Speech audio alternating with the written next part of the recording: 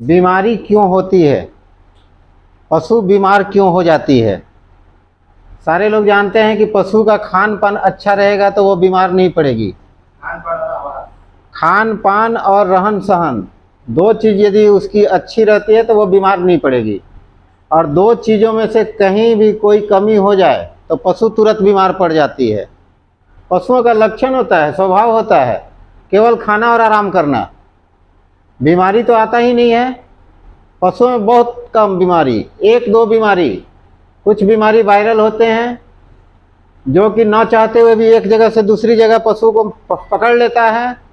कुछ बीमारी ऐसा होता है जो कि आकस्मिक हो जाता है, पशु चल रही है, चलते चलते कुछ हो गया, एक दूसरी पशु से मारपीट हो गया, उनका लड़ गई, उस समय कुछ हो जाता है, तो ये सब आकस्मिक होता है। लेकिन जितना भी बीमारी है वो लगभग आपके पशु में खान पान से संबंधित ही होता है। आपको प्रॉपर तरीके से आहार प्रबंधन पे ही ध्यान देना है। पशुपालन यदि आपको करना है, पशुपालन डेयरी क्षेत्र में आपको सफल होना है, तो केवल आहार प्रबंधन पे आपको ध्यान देना है, ना कि बीमारी के पीछे चलना है। आप अपने पशु को संतुलित आहार दीजिएगा, उसके शरीर का सर्वांगीण विकास होते रहेगा, शरीर का हर एक सेक्शन उसका काम करते रहेगा, तो बीमारी होने का तो सवाल नहीं होता है। यदि कहीं कमी हम करते हैं तभी वो पशु बीमार पड़ती है, अन्यथा वो बीमार नहीं पड़ती है। तो हमें क्या करना है, केवल संतुलित आहार देना है उसको, और संतुलित आहार के साथ साथ एक रूटीन हम बना लेते हैं जो कि हर एक 3 महीने पे पशु को डिवार्मिंग करते हैं। यानी पशु के पेट के अंदर जो कीड़ा होता है, जो वर्म होता है, उस वर्म को हम मार देते हैं। ये हर एक 3 महीने पे आपको करना है। प्रॉपर तरीके से आपको याद रख लेना है, आपके पास जितनी भी पशु हैं हर एक का एक शेड्यूल बना देना है कि महीने का 1 तारीख आया, हम इसको डिवार्मिंग का जो भी दवा होता है, टैबलेट होता है या सिरप होता है, वो हम इसको दे देते हैं। फिर जैसे ही उसका 90 दिन हो जाता है फिर वो हम रिपीट कर देते हैं। यानी प्रत्येक 3-3 महीने पे आपको डिवार्मिंग का दवा देना है, जो कि मार्केट में आपको मिलता है एल्बेंडाजोल और फेल्बेंडाजोल। यानी सभी पशुओं को हम देंगे एल्बेंडाजोल, लेकिन जो आपकी गाभिन पशु होती है, प्रेग्नेंट जो रहती है, उसको हम देते हैं फेल्बेंडाजोल। ये 2 ही दवा आपको हमेशा लेकर चलना है। 2 दवा के अलावे आपको किसी भी चीज़ पर ध्यान नहीं देना है। दवा देते रहते हैं हर एक 3 महीने पे, तो हमारी पशु लगभग 90% स्वस्थ रहती है। क्योंकि पशु को बीमार करने में मुख्य रूप से 2 ही परजीवी जो होता है वो जिम्मेवार है, एक आंतरिक परजीवी और एक बाह्य परजीवी। यानी एक पेट के अंदर रहने वाला परजीवी और एक चमड़े के ऊपर रहने वाला परजीवी। तो पेट के अंदर रहने वाला परजीवी कौन सा होता है, केंचुआ, वर्म जिसको कहते हैं केंचुआ, वो पेट के अंदर रहता है। और पेट के अंदर रहकर पशु को जो हम आहार में पौष्टिक दे रहे हैं, उस पौष्टिक पर वो हावी हो जाता है। उसके बाद पौष्टिक आहार में आपका शेयर हो जाता है, आधा पशु का और आधा उस वर्म का। जो भी हम खिला रहे हैं वो आधा पशु खाएगी, आधा वर्म खा लेगा। तो जो आहार हम पशु के लिए दे रहे हैं वो तो पशु को प्रॉपर मिल नहीं रहा है, और प्रॉपर नहीं मिल रहा है तो पशु तो अस्वस्थ होगी ही, सारे चीज़ में आपका प्रॉब्लम आ जाएगा। पशु का दूध उत्पादन कम हो जाएगा, पशु समय पर गर्भधान नहीं कर पाएगी, यानी हम हमेशा घाटे में ही रहेंगे। तो इस घाटे से बचने के लिए हम पशु को स्वस्थ रखेंगे। किसान वही खुशहाल रहता है जिसकी पशु स्वस्थ रहती है। सारा खर्च हम कर दे रहे हैं और पशु हमारी बीमार है। पहला दूध उत्पादन में घाटा, दूसरा डॉक्टर को बुलाएंगे, वो कुछ पैसा लेंगे, यानी उधर से भी घाटा। तो सारे चीज का जड़ में हम जाते हैं तो वही निष्कर्ष निकलता है कि पशु के पेट के अंदर जो वर्म बैठा हुआ है उसके कारण ये दिक्कत हो रहा है।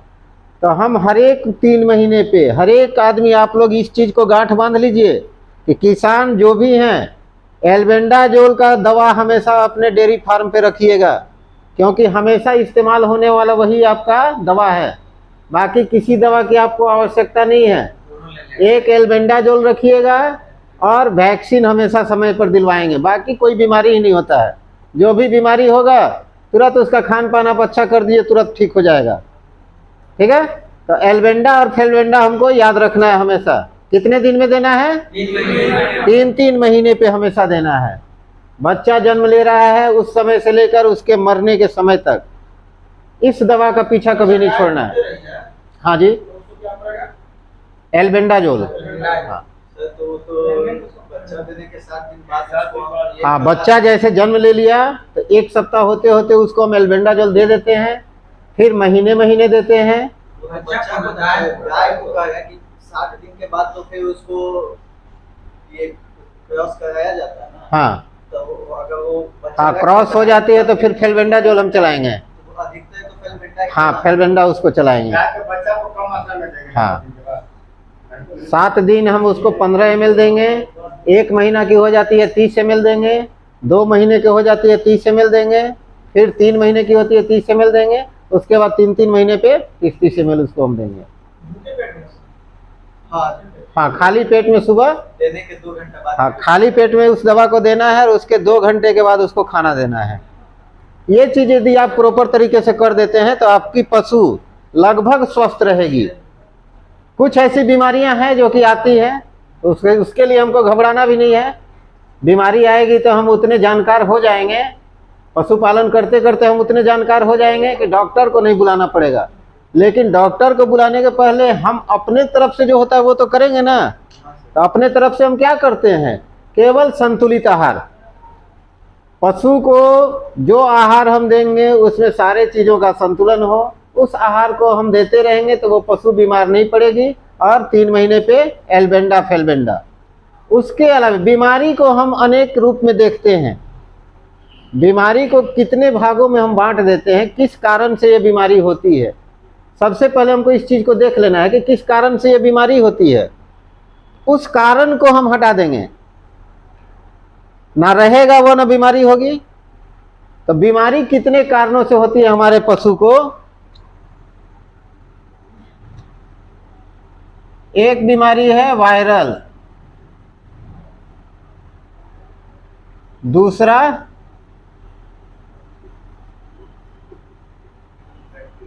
बैक्टीरियल, तीसरा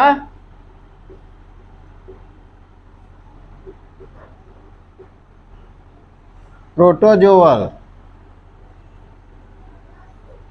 चौथा फंगल।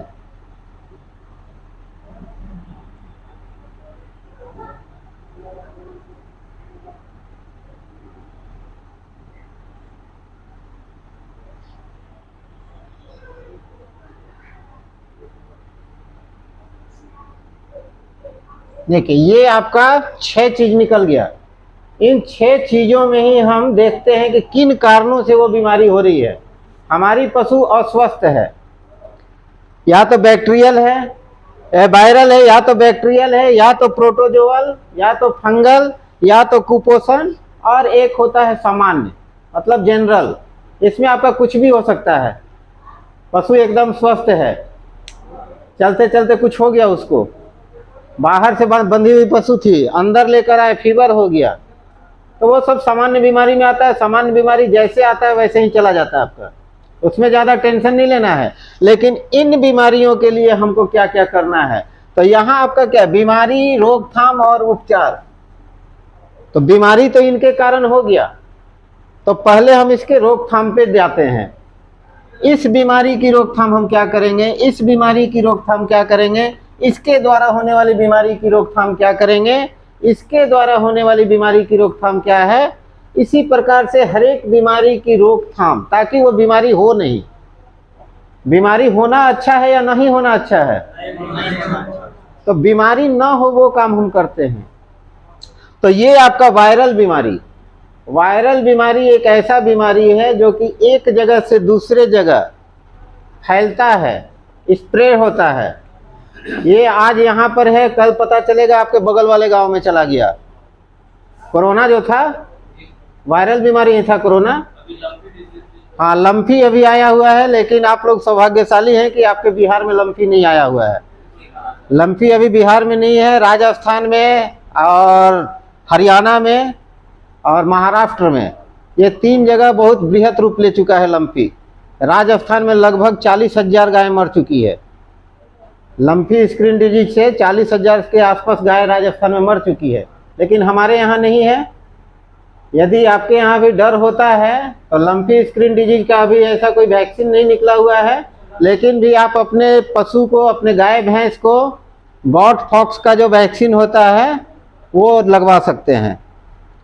गॉट फॉक्स का जो लम्पी स्किन डिजीज में होता क्या है कि पूरे चमड़ी में गोल गोल गिल्टी जैसा निकल जाता है, ट्यूमर टाइप का छोटा छोटा गिल्टी आ जाएगा, पूरे शरीर में भर जाएगा। उसके बाद वो पकेगा, पक कर फूट जाएगा, उसमें से मवाद निकलने लगेगा, पशु दूध उत्पादन कम कर देगी और धीरे धीरे पशु अस्वस्थ होकर कमजोर होती चली जाएगी, फिर पशु की मृत्यु हो जाती है। तो उसके लिए वैक्सीनेशन ही बचाव है। टोटल जितना भी आपका वायरल बीमारी होता है, वायरल बीमारी का वैक्सीनेशन ही बचाव होता है। क्योंकि वायरल बीमारी में होता क्या है, शरीर का जो रोग से लड़ने वाला क्षमता होता है, इम्यूनिटी पावर जो होता है वो कमज़ोर हो जाता है। और जिस पशु का इम्यूनिटी पावर कमज़ोर होता है वो पशु उस रोग से नहीं लड़ सकती है। तो इसमें हम केवल इम्यूनिटी पावर बढ़ाते हैं, दवा कुछ नहीं चलाते हैं, पशु के शरीर की ताकत को हम बढ़ा देते हैं। उस ताकत को बढ़ाने के लिए हम वैक्सीन लगवाते हैं। किसी भी चीज़ का, कोई भी वायरल बीमारी होता है उसमें रोग प्रतिरोधक क्षमता का हम विकास करवाते हैं। और रोग प्रतिरोधक क्षमता का विकास करने के लिए केवल हम वैक्सीन ही का ही प्रयोग करते हैं, जिसमें कि बहुत सारा चीज़ होता है, विटामिन होता है, बहुत प्रकार का विटामिन होता है, खनिज वगैरह होता है, वो सब दे करके हम पशु के शरीर का रोग प्रतिरोधक क्षमता बढ़ाते हैं। ठीक है। तो इसमें वायरल बीमारी में हम क्या करेंगे, टीकाकरण करते हैं। इस बीमारी से बचने के लिए हम टीकाकरण, बाकी बच गया बैक्टीरियल। बैक्टीरियल बीमारी बैक्टीरिया के द्वारा उत्पन्न होता है। तो आप अपने पशु आवास का साफ सफाई प्रॉपर तरीके से रखते हैं, बैक्टीरिया वहाँ जन्म नहीं लेने देते हैं, तो बहुत हद तक हम उस बीमारी से बचाव कर लेते हैं। यदि फिर भी किसी कारणवश ये बीमारी हो जाता है तो इस बीमारी के लिए बहुत सारा एंटीबायोटिक बना हुआ है, यानी एंटीबैक्टीरियल बना हुआ है। तो वहाँ पर हम एंटीबायोटिक का प्रयोग करते हैं। एंटीबायोटिक का प्रयोग हम जहाँ करेंगे तो बैक्टीरियल बीमारी जो होती है उससे हम निजात पा जाएंगे। उसके बाद प्रोटोजोअल, यानी मक्खी मच्छर के द्वारा उत्पन्न होने वाला बीमारी, परजीवी द्वारा, ये परजीवी होता है, तो इसके द्वारा एक प्रोटोजोआ के द्वारा उत्पन्न करने वाला बीमारी जो होता है ये प्रोटोजोअल होता है। तो इसका भी प्रमुख कारण जो होता है, हमारे फार्म हाउस के आसपास जो गंदगी होता है, गंदगी पे ही मक्खी मच्छर आपका पनपता है। और यदि वहाँ पर हम सफाई करते रहेंगे, हमेशा ब्लीचिंग पाउडर का छिड़काव करें, चूना का छिड़काव करेंगे, तरह तरह का केमिकल आता है उसका छिड़काव करते रहेंगे, तो गंदगी नहीं रहेगा तो ये मक्खी मच्छर जन्म ही नहीं लेगा वहाँ। और जब जन्म नहीं लेगा तो आपके पशु पर मक्खी मच्छर नहीं बैठेगा, और ये नहीं बैठेगा तो एक पशु का खून दूसरे पशु में नहीं ले जाएगा, यानी कि इस बीमारी से भी हम मुक्ति पा सकते हैं। अभी आप लोगों के साथ होता होगा, प्रोटोजोअल में सबसे एक खतरनाक बीमारी होता है सर्रा। बहुत सारे पशु को परेशान कर देता है ये सर्रा। तो सर्रा बीमारी जो होता है प्रोटोजोअल के कारण होता है। तो यहाँ पर भी हम सफाई ही रखेंगे, रोकथाम में हम सफाई ही करेंगे। उसके बाद ये होता है फंगल, यानी सड़ा गला हुआ चीज खाने से, फंगस वाला चीज खाने से, जिसमें फफूंदी हो, जिस पदार्थ में फफूंदी हो उस चीज को हम यदि अपने पशु को खिलाते हैं तो फंगल इन्फेक्शन हो जाता है, यानी माइक्रोफ्लोरा का आपका डिस्टर्बेंस वहाँ शुरू हो जाता है। तो इस चारे में फंगल को हम ना ले, आप लोग सड़ा गला हुआ खाना खिलाते हैं पशु को। देहाती क्षेत्र में अभी भी देखा जाता है कि बाल्टी में अनाज आ रहा है, घर का जितना भी जूठा आ रहा है वो 1 दिन 2 दिन 3 दिन उसी में पड़ा हुआ है। जब ले करके पशु को हम खिलाएंगे तो सड़ा हुआ फंगस वाला चीज़ खाएगी तो दिक्कत होगा ना, पाचन तंत्र से उसका जो भी प्रॉब्लम होता है वो आ जाएगा। और जब पाचन तंत्र डिस्टर्ब हो जाएगा तो पूरा शरीर डिस्टर्ब हो जाएगा। ठीक है। तो इसका भी रोकथाम हम वही करेंगे, आहार प्रबंधन पे ही हम ध्यान देंगे कि अच्छा चीज़ उसको हम खिलाएं। ठीक है। एक होता है कुपोषण। कुपोषण का मतलब कि कुपोषित करना उसको, यह भी आपका आहार प्रबंधन से ही है। खान पान हम प्रॉपर तरीके से उसको देते हैं, जितना मात्रा में हमको देना है, ना कम देना है ना ज़्यादा देना है, तो वो कुपोषित कभी होगी। कुपोषित का मतलब कि शरीर का हर एक अंग सही तरीके से विकास नहीं कर पा रहा है। कोई अंग ज़्यादा विकास कर गया, कोई अंग कम विकास कर गया, कोई अंग विकास ही नहीं किया, यानी वो कुपोषित हो जाएगी। तो यहाँ पर भी हम आहार प्रबंधन पे ही ध्यान देते हैं। और बाकी एक बीमारी ये होता है सामान्य। सामान्य में कुछ भी हो सकता है, कभी बुखार लग गया, कभी निमोनिया हो गया, कभी सर्दी हो गया, कभी खाना खाने का मन नहीं कर रहा है, कभी एसिडिटी हो गया, कभी एल्कोलोसिस हो गया, कभी लंगड़ा कर चल रही है, कुछ भी हो सकता है। तो सामान्य बीमारी में सामान्य इलाज होता है। पशु में तो कोई खास विशेष करके बीमारी होती नहीं है। पशुपालन यदि आप ढंग से करते हैं तो सामान्य बीमारी ही केवल होगी। तो ढंग से हम कैसे करेंगे? 3-4 चीज पे हम ध्यान देंगे। आहार प्रबंधन, आवास प्रबंधन, टीकाकरण और कीड़े की दवा, बस डीवॉर्मिंग। इसके अलावा आपका कुछ नहीं है इसमें। इतने चीज पर यदि आप विजय पा लेते हैं तो आपका पताका सबसे ऊपर, यानी पशुपालन आप कर सकते हैं। यदि इस चीज में कहीं भी आप फेल होते हैं तब तो सोचने वाली बात हो जाएगी, है ना। क्योंकि हमको पशुपालन करके फायदा लेना है, और 30 दिन में आपकी 20 दिन की जब गाय बीमार ही रहेगी तो फायदा क्या है। हम काम ऐसा करते हैं कि 30 दिन में आज जितना दूध कर रही है 30वां दिन उतना ही दूध करे। तो जितना दूध हम ले रहे हैं तो आहार उसको तो हम दे रहे हैं बराबर मात्रा में ना। तो बराबर मात्रा में आहार दे रहे हैं तो दूध तो बराबर करना ही है। तो बीच में हम कहीं ना कहीं कमी कर रहे हैं तब दूध फ्लक्चुएट होता है, कम बेसी हो जाता है। तो हमारा बीच में कमी कहाँ है? आहार ठीक ही दे रहे हैं। तो हो सकता है आप डिवॉर्मिंग नहीं करवा रहे होंगे, उसका कीड़े की दवा आप नहीं दे रहे हैं, लेकिन जब 2 चीज आप दे देते हैं तो आपके साथ कहीं भी पशुपालन में कोई दिक्कत नहीं होता है। तो और बीमारी में आपका कुछ है नहीं। इसमें बीमारी में वायरल, बैक्टीरियल, प्रोटोजोअल, फंगल, कुपोषण और सामान्य, ये सारे का निष्कर्ष यही निकलता है कि कुल मिलाकर के आपका आहार प्रबंधन पे ही टिक जाता है। यानी अच्छा आहार देंगे तो बीमारी से कोसों दूर हम रहेंगे। और एक वैक्सीनेशन होता है, तो वैक्सीनेशन वैसे भी आपको दिलवाना है। रोग प्रतिरोधक क्षमता बढ़ता है इससे ना। बीमारी होने के पहले ये दिया जाता है, बीमार होने के बाद नहीं। पशु को शरीर में बीमारी होने से पहले हम टीका लगवाते हैं ताकि वो बीमार ना हो। टीका साल में 2 बार लगवाना चाहिए। बहुत बीमारी का साल में 1 बार आता है, बहुत का साल में 2 बार आता है। जैसे सबसे ज्यादा परेशान करने वाला बीमारी हमारे यहाँ है खोरहा। सर्रा का टीका नहीं होता है, सर्रा प्रोटोजोअल है।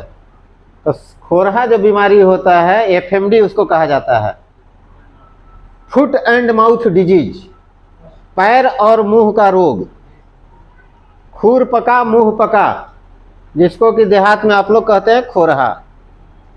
तो यही एक बीमारी है जो कि पशुपालक को परेशान कर देती है, क्योंकि खोरहा में पशु की मृत्यु दर कम होती है, लेकिन दूध उत्पादन जो होता है वो सीधे प्रभावित हो जाता है। दूध उत्पादन सीधे कम हो जाता है, क्योंकि ये बीमारी ही ऐसा है। पहला तो पैर में और उसके बाद मुंह में। पैर में पकड़ लिया तो पशु चलने में असमर्थ, खड़ा होने में असमर्थ, और मुंह में पकड़ लिया तो पशु खाने में असमर्थ। ना पशु आपकी चलेगी ना पशु आपकी खाएगी, तो कमज़ोर हो जाएगी। खाएगी नहीं तो दूध नहीं करेगी, तो वो तो हमारे लिए फिर किसी काम की रह नहीं जाएगी। तो पशुपालक तो लॉस में चला गया ना। तो इस बीमारी से बचने के लिए हम साल में 2 बार वैक्सीन देते हैं पशु को। ये वैक्सीन आपका सरकारी हॉस्पिटल में, पशु चिकित्सालय जो आपके हर एक ब्लॉक में होता है, हर एक जिले में होता है, वहाँ पर फ्री में मिलता है। एफएमडी वैक्सीन के नाम से ये आता है, फ्री में ये दवा आपको मिलता है। या तो आप खुद सक्षम हैं तो वहाँ से जा कर के आप अपने पशु के नाम पर ला सकते हैं, या तो फिर कोई वहाँ प्रैक्टिशनर हैं तो वो आकर आपके पशु को लगा देंगे, कोई पैसा इनका नहीं लगता है। हाँ वो आता है, ब्रुसेल्सियस का भी आता है, एफएमडी का आता है, एचएस का आता है, बीक्यू का आता है, बहुत सारा टीका आता है। तो जो भी टीका आपको मिल रहा है सरकारी हॉस्पिटल में उसको तो हम ले लेंगे ना। तो ये सब जानकारी आपको रखनी है, पशुपालन केवल कर लेने से कुछ नहीं होता है। तो जब हम एफएमडी का टीका लगा देते हैं तो हमारी पशु को खोरहा नहीं होगा, क्योंकि ये जो टीका है खोरहा वाले बीमारी से लड़ने के लिए काफ़ी है। तो साल में 2 बार इसका पड़ता है, बरसात के पहले और फिर 6 महीने के बाद। एफएमडी का टीका आपको साल में 2 बार दिया जाता है। तो आप सरकारी से भी ले सकते हैं, अपना भी वैक्सीन खरीद कर प्राइवेट भी वैक्सीन लगा सकते हैं, कोई दिक्कत नहीं है। लेकिन पैसा क्यों खर्च करने जाइएगा, जब गवर्नमेंट हमें फैसिलिटी दे ही रही है तो पैसा खर्च क्यों करना है। तो आपको केवल इसके लिए हम टीकाकरण करके रखते हैं, बाकी इन सब बीमारियों को आप भूल जाइए। इन बीमारियों में कुछ नहीं रखा हुआ है। ये बीमारी होने के बाद हम देखेंगे कि क्यों हो रहा है, क्या इसका हम इलाज करेंगे या करवाएंगे, लेकिन इसके लिए किसी से पूछना नहीं है आपको। इस बीमारी से बचने के लिए हमको टीकाकरण ही करना है। किस किस का टीकाकरण करेंगे? एचएस का, बीक्यू का और एफएमडी का। अभी मार्केट में आपका तीनों बीमारी का एक ही टीका आ गया है। रक्षा ट्राइवेट जो है वो तीनों बीमारी में एक ही टीका काम करेगा, और ऐसे अलग अलग से भी आप लगवा सकते हैं। हाँ, रक्षा ट्राइवेट जो होता है,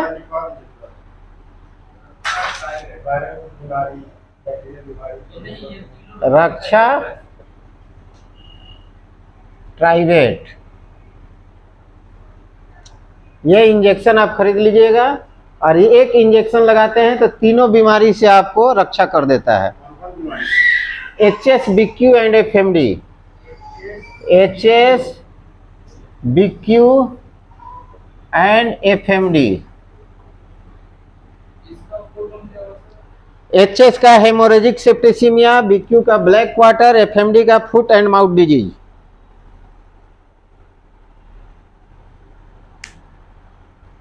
बस, तो हमको केवल यही करना है, इसका टीकाकरण करवा कर रखना है अपने पशु को।